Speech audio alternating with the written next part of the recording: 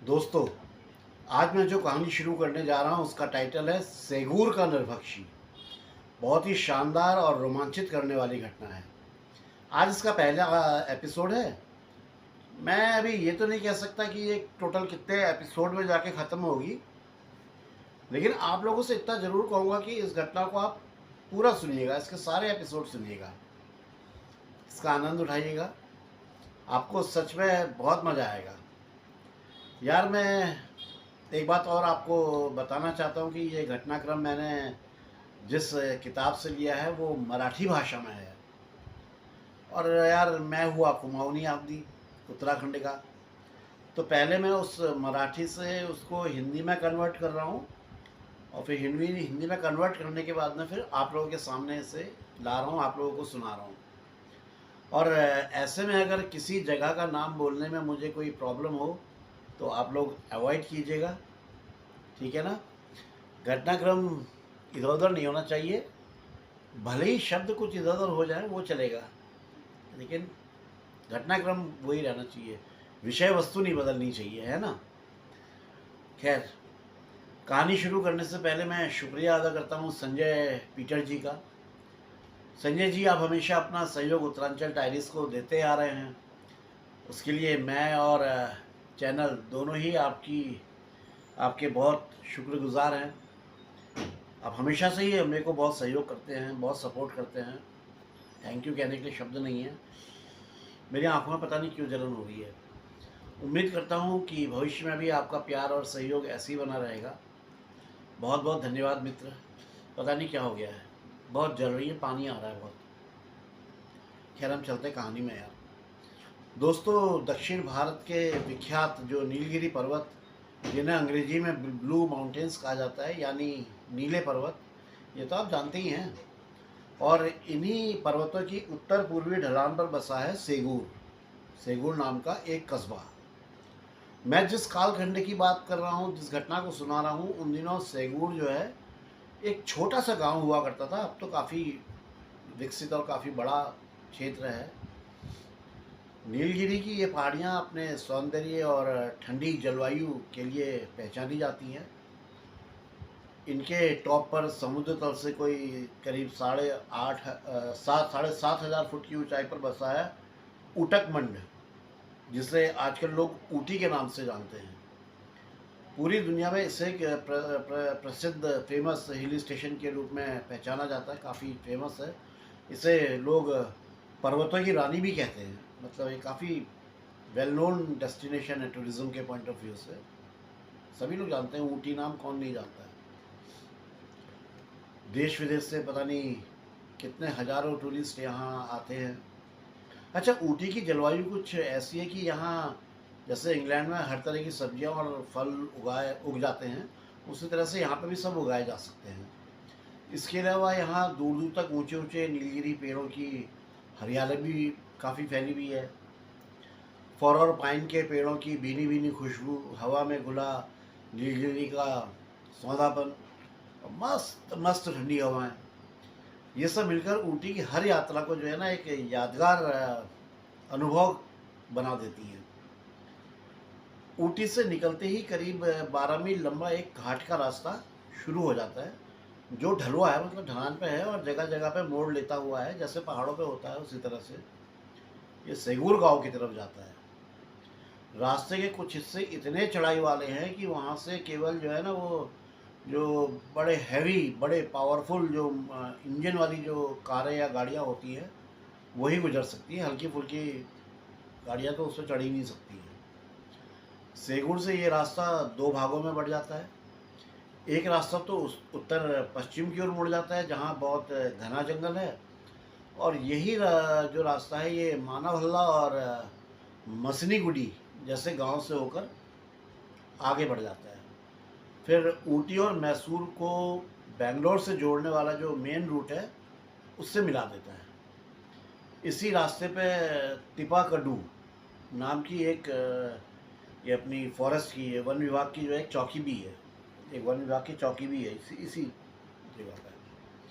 अब जो दूसरा रास्ता है, हालांकि वो भी ऐसे ही घने जंगलों से होकर गुजरता है, बहुत भयानक डेंस फॉरेस्ट के बीच से, और नीलगिरी की पहाड़ियों के नीचे से चलता हुआ करीब 9 मील दूर अनाईकुट्टी नाम के फॉरेस्ट जो बेंगलोर है वहाँ तक पहुँचता है। अच्छा, ये जो पूरा एरिया है ना, ये नदियों और झरनों से भरा हुआ है। सेगूर और अनाईकुट्टी ये दोनों नदियाँ नीलगिरी की जो पहाड़ियाँ हैं वहाँ से निकलती है, हालांकि, और बहुत छोटी छोटी धाराओं के रूप में ये नीचे आती हैं। ये साल भर बहने वाली जलधाराएं हैं और आगे जाके करीब 15 मील दूर मोयार नदी में जाकर ये मिल जाती है। मोयार नदी उस समय मैसूर राज्य की उत्तर दिशा में मानी जाती थी कि ये मद्रास राज्य का जो उत्तरी हिस्सा है उसका ये क्षेत्र माना जाता था। उत्तर पूर्वी की तरफ कोयम्बटूर जिला और दक्षिण में नीलगिरी की जो पहाड़ियाँ उनका इलाका आता है। और ये जो है ये उस समय मद्रास राज्य का एक पार्ट हुआ करता था, उसका हिस्सा था। इसके पश्चिम और दक्षिण पश्चिम की ओर मालबार और वायनाड के जो घने जंगल हैं वो फैले हुए हैं। बहुत जलन हो रही है। ये पूरा क्षेत्र इतना घना था कि कई जगह सूरज की जो सनलाइट थी वो भी नीचे ज़मीन तक नहीं पहुंचती थी। मालवार, मैसूर और नीलगिरी के जंगलों में हाथी, बाघ, तेंदुआ, सांबर, चीतल, हिरन आदि आदि जैसे कई तरह के जानवर रहते थे। यहाँ पर इनकी रिहाइश थी। जहाँ तक अनाईकट्टी के फॉरेस्ट बंगले की बात है तो वो एक छोटी सी पहाड़ी पर बना हुआ था जिसके बगल से ही अनाईकुट्टी नदी बहती थी। गर्मी के दिनों में तो यार ये जगह बहुत ख़राब मानी जाती थी, अच्छी नहीं मानी जाती थी बीमारी के कारण, क्योंकि वहाँ मलेरिया फैलाने वाले मच्छरों की जो है ना भरमार रहती थी, बहुत ज़्यादा मच्छर होते थे। लेकिन सर्दियों में ये जगह किसी खूबसूरत बगीचे जैसी लगी थी, मतलब बहुत ही शांत खूबसूरत, जो कहते हैं ना बिल्कुल बगीचे की तरह से। सुबह के समय मौसम बहुत ताज़ा और साफ़ रहता था, चारों ओर हल्की हल्की धूप फैली रहती थी और जंगल में घूमने का ये सबसे अच्छा समय होता था। दोपहर की ठंडक भी बहुत आरामदायक होती थी, लेकिन शाम होते होते ठंड थोड़ा बढ़ने लगती थी और रात होने तक तो आसपास के जंगलों से उठने वाली जो गर्म हवा थी उसकी जगह पहाड़ियों से आती हुई ठंडी जो हवाएं होती थी वो ले लेती थी। मतलब उससे जो है भयानक ठंडा हो जाता था और इतनी ज़्यादा ठंड हो जाती थी कि आप एक बार बंगले के अंदर घुस गए तो उस गर्म जगह को छोड़ करके आपको बाहर निकलना आपके लिए बड़ा मुश्किल हो जाए। बाहर इतनी ठंड, अंदर कमरा गर्म रहता था, क्योंकि बंगले के हर कमरे में जो है लकड़ियों को जलाने के लिए फायर प्लेस बनी होती थी। अब जब भी एंडरसन साहब इस बंगले में आकर रुकते थे और इन जलती हुई लकड़ियों को देखते थे, उनकी आँच को, तो इन्हें हमेशा जो है अपने बचपन का जो क्रिसमस था वो याद आ जाता था। अपने जो बचपन में इनकी जो कड़ाके की जो ठंड होती थी उसमें जलती हुई आग के पास बैठकर जो सुनी हुई जो डरावनी कहानियाँ, जिनके डर से गर्दन के बाल तक खड़े हो जाए, ऐसी डरावनी कहानियाँ, ये सब उन्हें बड़ी अच्छी तरह से याद था। यार बचपन में ऐसा ऐसा होता था, तो वो अलाव देख करके उन्हें, वो फायर प्लेस देख के उन्हें वही सब याद आता था।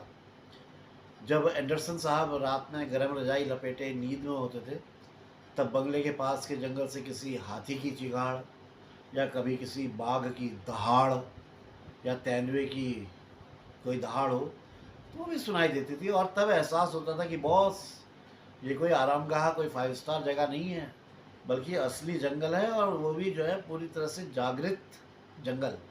जहाँ ये जंगल एंडरसन साहब को हमेशा से बहुत पसंद रहा था। ये कई बार यहाँ आ चुके थे और इतने रोमांचक अनुभव इनके साथ यहाँ हुए थे कि सालों बीत जाने के बाद भी ये उन्हें भुला नहीं पाए थे। ऐसा ही एक अनुभव इनकी यादों में हमेशा जिंदा रहा, जिसे ये अक्सर अपने यारों दोस्तों को या अपनी महफिल में सुनाया करते थे। वो किस्सा मैं आप लोगों को सुनाता हूँ। यार भारत में जंगली कुत्ते झुंड में रहते हैं, कभी 3 से 5 तो कभी 30 से 40 तक की टोली में। खासकर मैसूर और कोयम्बतूर के इलाकों में ये बड़ी संख्या में पाए जाते थे। कोयम्बतूर के जंगल में तो जैसे इनके लिए सबसे अनुकूल जगह थी, वहाँ का जो जंगल था सबसे फेवरेट था इन लोगों के लिए। ये जंगली कुत्ते हिरणों की लगभग हर जाति के लिए काल होते हैं। विशेषकर चीतल और सांबर इनका सबसे आसान शिकार बनते हैं। शिकार करते वक्त ये कुत्ते जानवर के जो है मरने का इंतज़ार नहीं करते। जैसे ही कोई जानवर इनकी पकड़ में आता है, ये उसी वक्त उसके शरीर को नोच लेते हैं और खाना शुरू कर देते हैं। भले ही वो जिंदा है, भाग रहा है, लेकिन पीछे से दौड़ते हैं, नोच लेते हैं और जितना मुँह पाया उतना ही चबाते हैं पहले, फिर मतलब दर्दनाक मौत देते हैं यार। एंडरसन साहब ने खुद अपनी आंखों से इन जंगली कुत्तों को जंगल में जो है ये सांभर का पीछा करते हुए देखा था। अच्छा, इनका जो तरीका है ये भी बड़ा शातिराना होता है। कुछ कुत्ते तो सीधे सांभर का पीछा करते हैं और बाकी जो टोली के जो कुत्ते होते हैं वो तेज़ दौड़कर आगे निकल जाते हैं और फिर आगे जाकर के उस जानवर का, उस पशु का जो भी है उसका रास्ता रोक लेते हैं। जैसे ही वो सांभर जो है थक कर उनकी तरफ आता है तो वो उस पर झपट पड़ते हैं, टूट पड़ते हैं और नोचना शुरू कर देते हैं। दोस्तों, किसी जानवर का पीछा करते हुए आम कुत्तों की तरह भौंकते नहीं हैं, ये भौ भौ भौ भौ भौ नहीं करते हैं, बल्कि किसी पक्षी की तरह से बिल्कुल तेज और कर्कश आवाज़ में चीखते हैं। एक कर्कश होती ना, वैसे चीखते हैं। और जैसे ही शिकार इनके कब्जे में आता है, ये चारों तरफ से उसको घेरते हैं और उसके ऊपर टूट पड़ते हैं। जहाँ जिसके जैसे दांत लगे वहाँ से मांस नोच लेते हैं। इन्हें इस बात का बिल्कुल इंतज़ार नहीं रहता कि भैया ये शिकार मर गया है कि जिंदा है, ये मर जाए तो उसके बाद इसको आराम से खाएं ना। जैसे अमून तो बाघ और तेंदुआ क्या करते हैं, वो तो पहले मार देते हैं, जब वो मर जाता है उसके बाद खाते हैं, लेकिन इनका ऐसा नहीं है, ये जिंदा ही जो है शुरू हो जाते हैं। एक बार की बात है, शाम के करीब 5 बजे का समय था। एंडरसन साहब बंगले से करीब 1 मील दूर जंगल में थे। अच्छा, वहाँ पे इन्हें एक ऑर्किड की एक बड़ी अनोखी जाति का फूल दिखाई दिया। ये उसी को बड़े गौर से देखने में लगे हुए थे, उसकी स्टडी वगैरह कुछ करने में लगे हुए थे। तभी एकदम से जंगल की जो शांति थी वो टूट गई। इनके कानों में कर्कश चीखें और किसी जानवर के हाँफने की जैसी आवाज़ें, होता है ना जिस तरह से आवाज़ होती, और जैसे वो जंगली सुअरों के चीखने का जैसा घोंघाट जिसको बोलते हैं, ऐसा कुछ इनको सुनाई देने लगा। कुछ आवाज़ें कुछ आने लगी, कुछ आवाज़ इनके अनुभव के हिसाब से जो ऐसे जो शोर था, ये जो आवाज़ें थी, इनका मतलब यही था कि जंगली कुत्ते या तो किसी जंगली सुअर का पीछा कर रहे हैं या फिर किसी रीछ को दौड़ा रहे हैं। रीछ क्या होता है आप जानते ही हैं। एंडरसन साहब ने तुरंत अपनी राइफल संभाली और आवाज़ की दिशा में दौड़ पड़े। अभी ये मुश्किल से 1 फरलांग ही चले होंगे कि इनके सामने जो दृश्य आया, जो सीन आया, उसे ये अपनी ज़िंदगी में कभी नहीं भूल पाए। दोस्तों, एक बाघिन जो आधा दर्जन जंगली कुत्तों से घिरी हुई थी, वो इनकी तरफ दौड़ती भी चली आ रही थी। एंडरसन साहब ने तुरंत अपने आप को एक पेड़ की आड़ में छुपा लिया और आंखों के सामने जो दृश्य चल रहा था उसे चुपचाप देखने लगे। कुत्तों ने बाघिन को चारों तरफ से घेर रखा था, लेकिन वो जो घेरा था वो कोई बहुत टाइट घेरा, बहुत कसा हुआ घेरा नहीं था। मतलब कहना चाहिए कि बाघिन पूरी तरह से तो नहीं घिरी हुई थी, लेकिन वो उस घेरे से निकल भी नहीं पा रही थी, वो अपने आप को बचा भी नहीं पा रही थी। बाघिन जोर जोर से गुर्रा रही थी। कभी कोई कुत्ता उसकी पीठ की तरफ से उस पर झपटता, तो जैसी उधर की तरफ झपटती तो सामने की तरफ से 2-3 कुत्ते उसके ऊपर झपट जाते। वो इधर पलटती तो फिर वो पीछे से झपट पड़ते।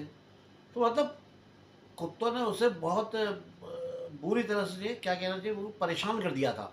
वो बहुत परेशान हो गई थी, वो एक जगह टिक ही नहीं पा रही थी और धीरे धीरे लगातार भागदौड़ और हमला झेलते झेलते करते करते उसकी सांसें होने लगी, यानी वो भी थोड़ा थकने लगी थी। वो काफ़ी हद तक थक चुकी थी। जब ये सारा खेल इनके सामने हो रहा था, उस वक्त कुत्ते बहुत ज़ोर ज़ोर से चीख रहे थे और उनके चीखने का कारण एंडरसन साहब को बिल्कुल जल्दी तुरंत समझ में आ गया कि वो इतना आखिर क्यों चिल्ला रहे हैं, उनका ये चिल्लाने का मकसद क्या है। असल में उनका असली झुंड, यानी कि जो मेन टोली थी ज़्यादा सदस्यों की, वो चीखते हुए अपने जो बाकी साथी थे उनको मदद के लिए बुला रही थी और वो चीखते चिल्लाते हुए दौड़ती चली आ रही थी। तो इनकी आवाज़ भी और उनकी आवाज़ भी मिलजुल करके आ रही थी और इस बात को शायद बाघिन ने भी नोटिस कर लिया था, वो भी समझ गई थी कि और कुत्ते भी आ रहे हैं। तभी उसने गुस्से में भरकर जो है 2 कुत्तों पे एक साथ हमला कर दिया। उसने क्या किया, एक की तो पीठ पे इतने जोर का अपना पंजा मारा कि उसकी पीठ जो है सूखी टहनी की तरह टूट गई। जैसे वो कोई टहनी टूटती है ना, उस तरह की आवाज़ जिम ये एंडरसन साहब तक आई। हड्डी उसकी टूट चुकी थी। और दूसरा कुत्ता वो किसी तरह से छलांग लगा के पीछे हट गया, इसलिए उसकी जान बच गई और उसे कोई ऐसी चोट भी नहीं लगी, क्योंकि जब पंजा ही उसको नहीं लगा तो वो थोड़ा सेफ हो गया। और इसका फ़ायदा उठाकर बाघिन बाघिन ने वहाँ से फटाक से भागने की कोशिश करी और तेज़ी से वहाँ से भाग निकली। लेकिन बाकी 5 कुत्ते भी उसके पीछे पीछे दौड़ पड़े, वही अपना कर्कश आवाज़ में चीखते हुए। और ठीक उसी समय उनका पूरा झुंड भी आ गया, वो भी दौड़ता हुआ बाघिन के पीछे पड़ गया। अब सारे कुत्ते जो हैं वो बाघिन के पीछे दौड़ रहे हैं, आगे आगे बाघिन, पीछे पीछे कुत्ते दौड़ रहे हैं। अब बड़ा अजीब सा हो गया था। एंडरसन साहब ने उनकी गिनती करी कुत्तों की, तो उस झुंड में कुल 23 कुत्ते थे, 23। वो कुत्ते इतने तेजी से भागते हुए आगे निकल गए कि उन्होंने एक बार भी इनकी तरफ नहीं देखा, यानी कि एंडरसन साहब की तरह नहीं देखा। और थोड़ी ही देर में पीछा करने की आवाज़ें पूरी तरह शांत हो गई। अब वहाँ बस 2 ही चीज़ें बची थी, एक तो एंडरसन साहब और दूसरा उनके सामने ज़मीन पे मरा हुआ वो कुत्ता, जिसकी रीढ़ की हड्डी को बाघिन ने तोड़ दिया था। तो जंगली कुत्तों की ऐसी हिमाकत, ऐसी हिम्मत देखकर एंडरसन साहब को बड़ी यार हैरानी हो रही थी कि यार कुत्ते बाघ से भिड़ जाते हैं क्या। मतलब ये उनके लिए भी एक बड़ा नया अनुभव हो गया था। अच्छा, वो सीन इतना खौफनाक और थर्राने वाला था कि ये खुद भूल गए थे कि इनके हाथ में राइफल है। ये ना किसी कुत्ते पर गोली चला सके, ना उस बाघिन पर। ये तो जैसे इस पूरे घटनाक्रम को देखने में ऐसे बिल्कुल खो गए थे कि कुछ इनको सुध ही नहीं रही। खैर वहाँ से ये वापस गेस्ट हाउस आए, फिर अगली सुबह इन्होंने अपने आदमियों को ये पता करने के लिए भेजा कि पिछले दिन जो कुछ हुआ था उसका अंत क्या हुआ, यानी कि ये बाघ और कुत्तों की लड़ाई का अंत क्या हुआ। अब इन्हें अंत तो पता नहीं था, तो इन्होंने अपने आदमियों को भेजा। अब इनके आदमी सुबह निकले और दोपहर तक लौट के आए। उनके हाथ में बाघ की खाल के कुछ टुकड़े थे। जंगली कुत्तों ने बाघिन का पीछा करते करते करीब 5 मील तक उसे दौड़ाया था। वो आगे आगे दौड़ रही, पीछे पीछे कुत्ते दौड़ रहे। लास्ट में जब बाघिन पूरी तरह थक कर चूर हो गई तो वो उन कुत्तों के हत्थे चढ़ गई। बस फिर क्या था, कुत्तों ने उस पर झपट गया उस पर और उसको नोच नोच कर उसके शरीर को पूरा चीड़ फाड़ कर निपटा दिया। वहाँ मिले निशानों से एंडरसन साहब के आदमियों को ने जो बात समझी वो ये थी कि उस लड़ाई में, बाघिन और कुत्तों की लड़ाई में 5 कुत्ते और मारे गए थे। एक कुत्ता तो पहले मार दिया गया था, उसके अलावा 5 कुत्ते और मारे गए थे।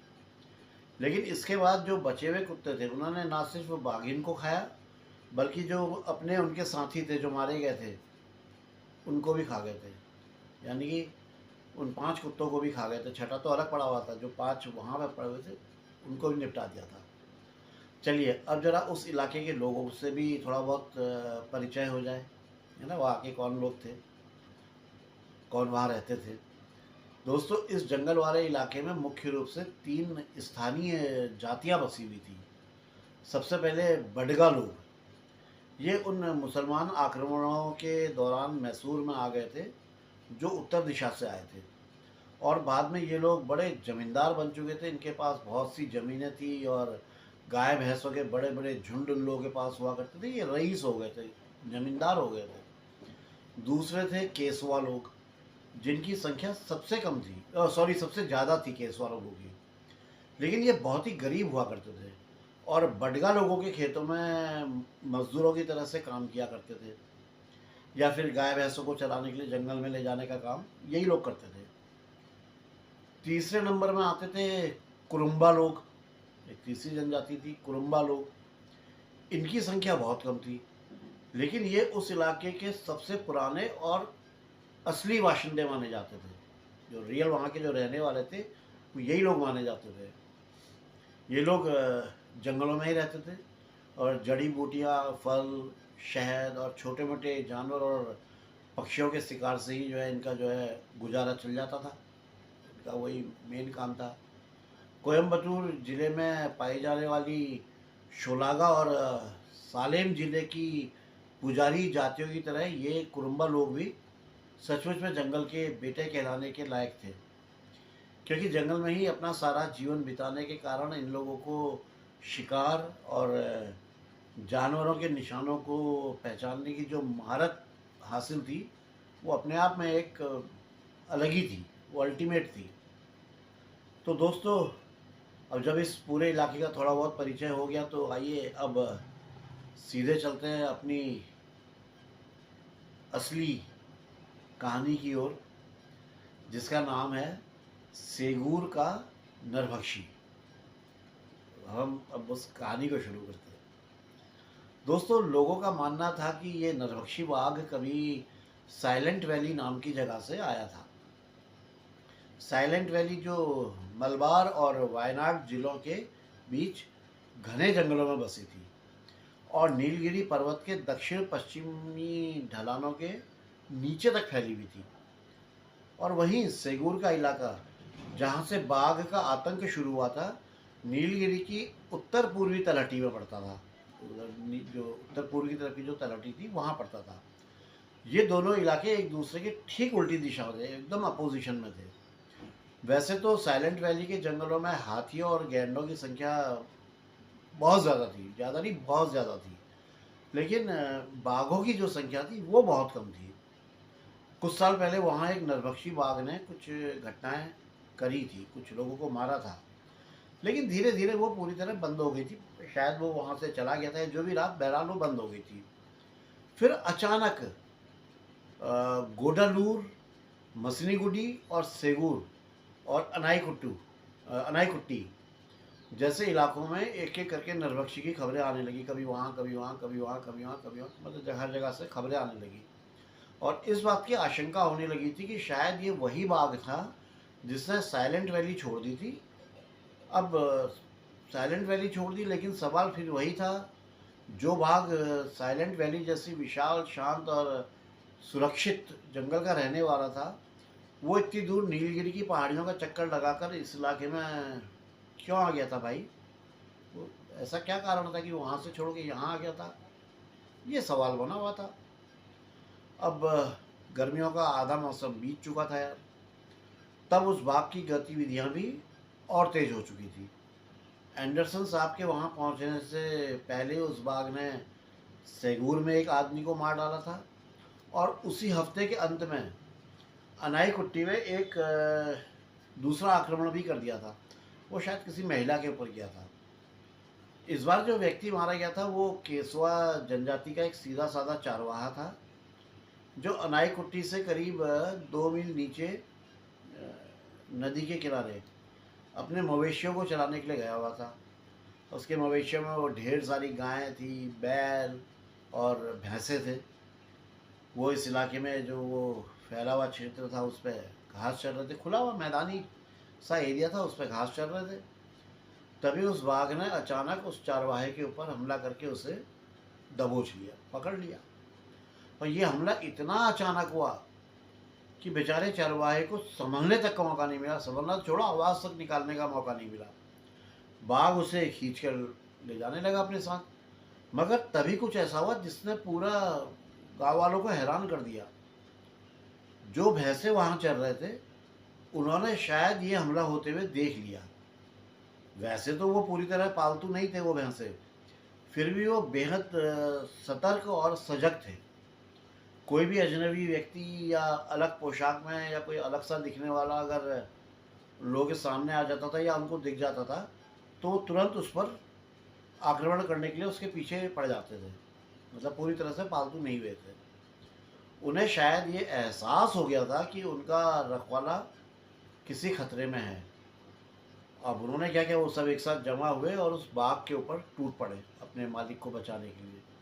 नरभक्षी बाघ को भी उनके इस एकजुट प्रतिरोध के सामने झुकना पड़ा और अपना शिकार वहीं छोड़कर झाड़ियों के पीछे भागते हुए जंगल की तरफ भाग गया।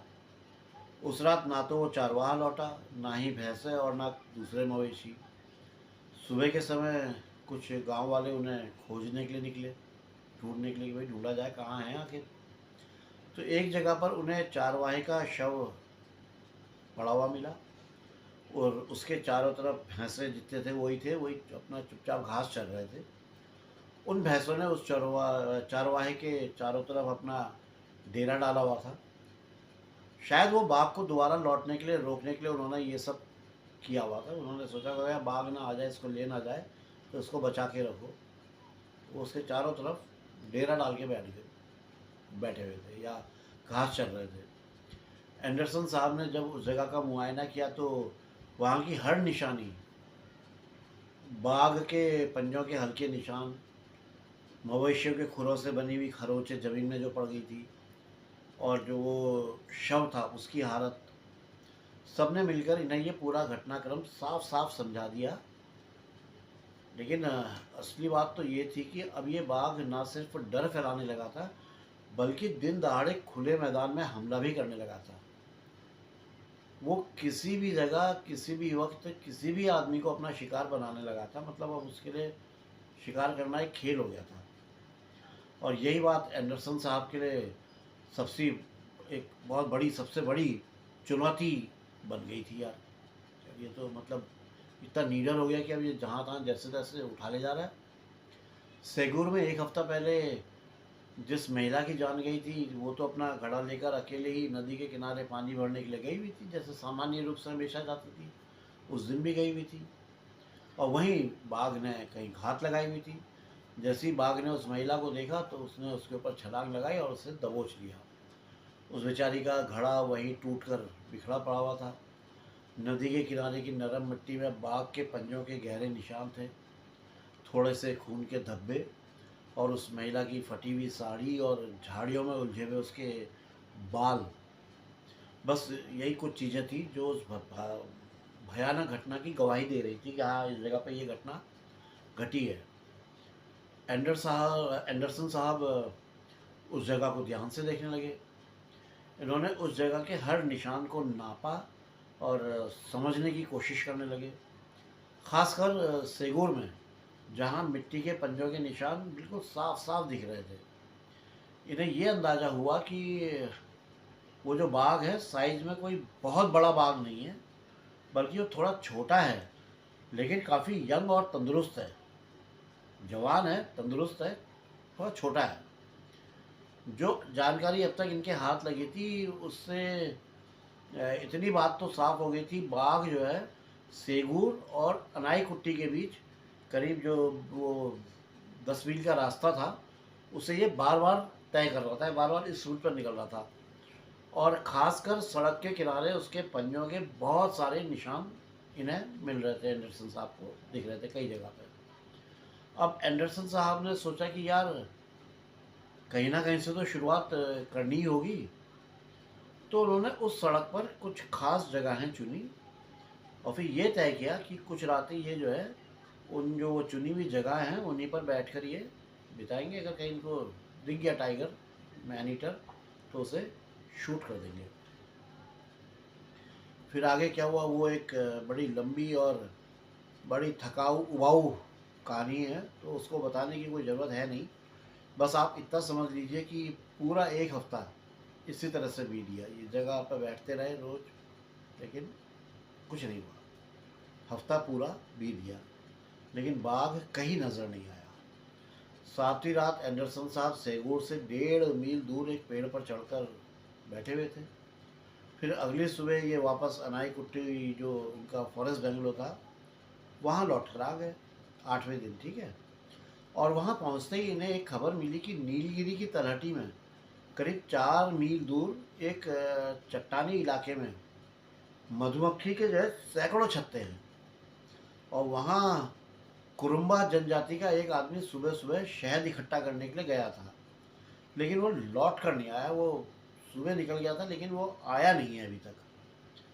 ये सुनकर एंडरसन साहब ने करीब 20 आदमियों को अपने साथ जमा किया और उस एरिया की ओर, उस जंगल की ओर निकल गए। जंगल बहुत घना था, भयानक घना जिसे बोलते हैं। बाघ के डर से इन्होंने 5-5 लोगों के 4 अलग-अलग दल बना दिए, जैसे ना, तो 4 दल बना दिए, हर एक में 5-5 लोग हैं, और सब लोगों को उस आदमी को ढूंढने के लिए भेज दिया। करीब दोपहर तक खोजबीन चलती रही। फिर आखिरकार एक दल को उस आदमी की लाश मिल गई। एंडरसन साहब तुरंत वहाँ पहुँचे और देखा कि उस आदमी की गर्दन पर गहरे काटे जाने के निशान थे, मतलब पूरा नोच डाला था। साफ था कि जान, उसकी जो जान है वो काटे जाने की वजह से गई थी, मतलब सब पकड़ के सब नोच दिया था, था ही नहीं। उसके नज़दीकी मिट्टी में उसका टूटा हुआ टिन का डिब्बा पड़ा हुआ था, जिसमें वो शहद भर रहा था। डिब्बे से थोड़ा बहुत शहद बाहर गिर गया था, जिस पर काले रंग की चींटियाँ ऐसे चिपक गई थी जैसे वो डब्बा कोई डब्बा ना होकर कोई वो काले रंग का गट्ठर हो। पूरी पूरी तरह से चींटियाँ काले रंग की। शुरू में तो एंडरसन साहब को लगा कि शायद ये काम उसी बाघ ने किया, उसी मैन ईटर ने इसको मारा है। लेकिन एक बात इन्हें समझ में नहीं आ रही थी कि इतनी अकेली और घनी जगह में अगर बाघ ने उसे मारा था तो उसे खाया क्यों नहीं, उसको निपटा क्यों नहीं दिया। यहाँ तो कोई बिल्कुल सुनसान और वीरान जगह है, यहाँ तो आराम से खा सकता था।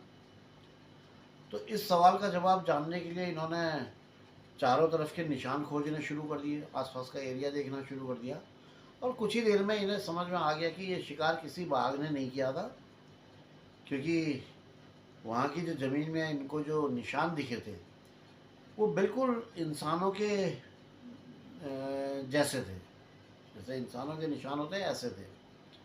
असल में वो एक मादा रीछ के पैरों के निशान थे, और उसके साथ उसका एक छोटा सा बच्चा भी था, क्योंकि उसके पास ही छोटे छोटे बच्चे के पाँव के निशान भी साफ साफ नज़र आ रहे थे। एंडरसन सब देख रहे थे, साफ साफ दिख रहे थे। अब एंडरसन साहब सारा माजरा समझ गए।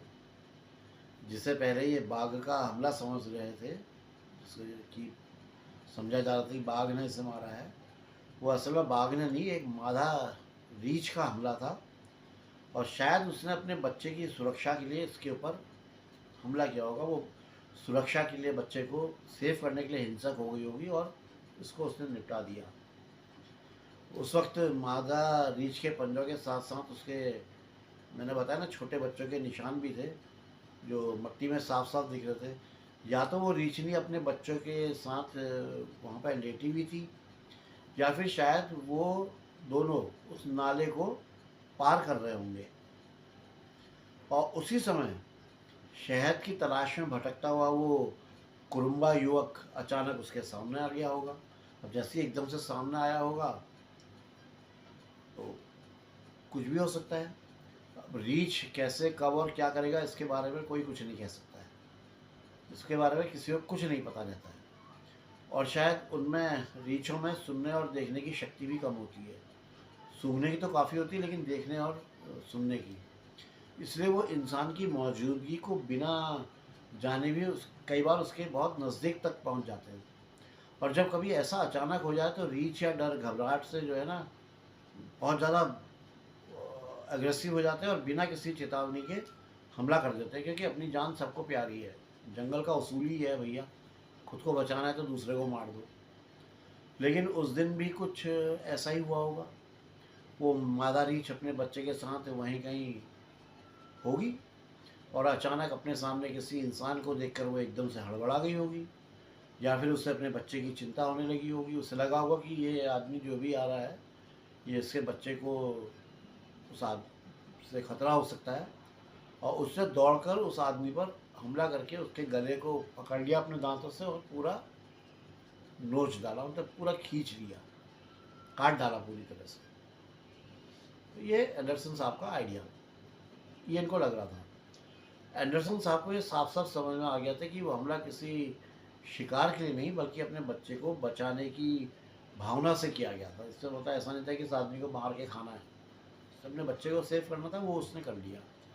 अब उस रीछनी को मारने के लिए, मारने में अपना समय गंवाना इन्हें ठीक नहीं लग रहा था कि अब उसे कहाँ मारने में लगे यार, बाघ को मारना है। चलो अच्छा है कि यार अब चलो वापस लौट जाए, बॉडी तो मिल ही गई है। लेकिन जो लोग उनके साथ गए थे उनमें से 4 कुरुम्बा आदिवासी वो जोर देकर कहने लगे, अरे साहब क्या कह रहे हैं आप गेस्ट हाउस जाने की बात, अगर आप इस रीछनी को नहीं मारेंगे तो उन लोगों के लोग शहद इकट्ठा करने के लिए जंगल में नहीं जा पाएंगे, उन्हें तो हर दिन अपनी जान जाने का डर लगा रहेगा साहब। अब उन लोगों की बातों में चिंता भी थी और डर भी था। एंडरसन साहब का मन इस बात के लिए तैयार नहीं था कि इस रीछनी का शिकार कर दिया जाए जिसके साथ एक बच्चा है, लेकिन वो उनकी जो पोजीशन थी उसको मना भी नहीं कर पा रहे थे। फिर इन्होंने उनको संतुष्ट करने के लिए, उनका करने के लिए क्या कहते हैं, सेटिस्फाइड करने के लिए बाकी लोगों को तो वापस भेज दिया और खुद चारों लोग, वो जो 4 कुरुम्बा थे उनके साथ उस मादा रीछ की तलाश में निकल पड़े। उस मादा रीछ के पंजों के निशान अब नाले के किनारे से होते हुए एक छोटी जलधारा के बगल की तक चले गए थे। फिर वहां से वो जंगल के अंदर ऊपर की तरफ चढ़ गई थी। ऊपर जिस जगह ये लोग पहुंचे वहां पर बहुत बड़ी बड़ी चट्टानें थी। कुछ चट्टानों के नीचे गुफाएं भी बनी हुई थी। उन्हीं चट्टानों के ढलान पर हर कोने पर मधुमक्खी के सैकड़ों के छत्ते, छत्ते ही छत्ते लटके हुए थे।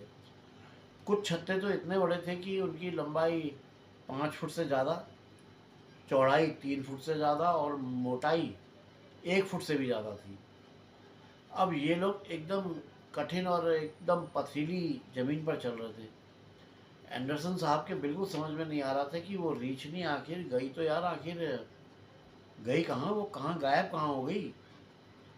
लेकिन वो 4 कुरुम्बा और उनकी जो जंगल की समझ थी, वही वो निशानों को पहचानने की, वो करा वाकई में तारीफ़ के काबिल थी। वो काबिल तारीफ़ बोलते ना, वो वाकई में थी यार।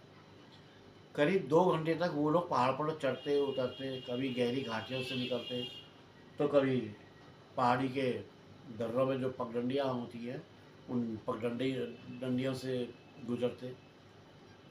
कहीं कोई उल्टा पड़ा हुआ पत्थर, कहीं ज़मीन पर उखड़ी हुई मिट्टी, कहीं किसी पत्ते की उल्टी दिशा। ये सब देखकर पता चल रहा था कि रीछनी किस तरफ गई थी। ये वो जो कुरुम्बा थे वो आराम से समझ जा रहे थे कि रीछनी किस तरफ गई है और वो उस तरफ जा रहे थे। एंडरसन साहब भी उनके साथ साथ जा रहे थे। उन निशानों का पीछा करते करते ये लोग एक गुफा के सामने पहुंच गए। गुफा के ऊपर की ओर से एक बड़ी सी चट्टान निकली हुई थी और उसी चट्टान पर मधुमक्खियों का एक बहुत बड़ा सा छत्ता जो है वो लटका हुआ था। और ये जो छत्ता था शायद उन सैकड़ों छत्तों में से जो अभी तक इन्होंने देखे थे उन सब में सबसे बड़ा था। कुरुम्बा आदिवासियों ने उन्होंने बताया कि जो जो रीछनी है साहब वो इसी गुफा में रहती है। तो दोस्तों, क्या उस गुफा से रीछनी बाहर निकल कर आई? क्या एंडरसन साहब ने रीछनी को शूट किया? और क्या जो सेगूर का जो नरभक्षी बाघ था उसका क्या हुआ? उसका भी कुछ किया गया कि नहीं? तो ये सब जानने के लिए तो दोस्तों आपको बने रहना पड़ेगा ना यार, उत्तरांचल डायरीज़ के साथ। दोस्तों, आप लोगों का प्यार, सहयोग और आशीर्वाद, इससे ही मुझे प्रेरणा मिलती है कि मैं नई नई कहानियाँ आप लोगों के सामने लाऊं, आप लोगों को सुनाऊं। बस आपका यही प्यार, आशीर्वाद और सहयोग, यही तो मुझे चाहिए है। और इसे आप प्लीज़ यार बनाए रखिएगा। और साथ ही यार भगवान से प्रार्थना कीजिएगा कि ये मेरी स्पाइनल कॉर्ड इंजरी जो है ना यार, ये जल्दी से ठीक हो जाए और मैं भी एक सामान्य इंसान की तरह अपनी ज़िंदगी व्यतीत कर सकूं। मैं भी नई नई लोकेशन में जाऊं, वहाँ के हालात देखूं, खुद भी देखूं और आप लोगों को भी दिखाऊं किस तरह के फॉरेस्ट होते हैं, क्या होते हैं। तो ये पिछला बैकग्राउंड जो है मेरा, इसको भी चेंज कराऊं। जब ठीक हो जाऊंगा तो जगह बदलूंगा ना यार। तो जो भी महिला और पुरुष मित्र आज चैनल में पहली बार आए हैं उन सबका मैं तहे दिल से शुक्रिया अदा करता हूँ, उनका अभिनंदन करता हूँ और आभार प्रकट करता हूँ। आपने अपना कीमती समय निकाल कर उत्तरांचल डायरीज़ को दिया, ये मेरे लिए अतुलनीय है, ये मेरे लिए बेशकीमती है, बहुमूल्य है। आप सभी से प्रार्थना करता हूँ कि चैनल को सब्सक्राइब करें, लाइक करें, कमेंट करें, शेयर करें। जिससे चैनल की ग्रोथ थोड़ा तेज़ी से आगे बढ़े। आप ही लोगों के सहयोग से होगा ना। इसके अलावा आप सभी मित्रों से प्रार्थना कि थैंक यू वाले ऑप्शन में जाकर जो भी राशि आपको ठीक लगे वो ज़रूर डोनेट करें, जैसे हमारे संजय भाई करते हैं और कुछ मित्र करते हैं। उससे चैनल को आगे बढ़ने में काफ़ी मदद मिलती है और यार मुझे भी। तो दोस्तों फ़िलहाल तो आज्ञा दीजिए, स्ट्रेन पड़ने लगा है मेरी बैक में। मिलता हूँ जल्द ही आप लोगों को ये बताने के लिए कि फिर क्या हुआ, कि फिर क्या हुआ। तो दोस्तों फ़िलहाल तो बाय बाय। जय बद्री विशाल, जय उत्तराखंड, जय जय जय, जय माँ भारती।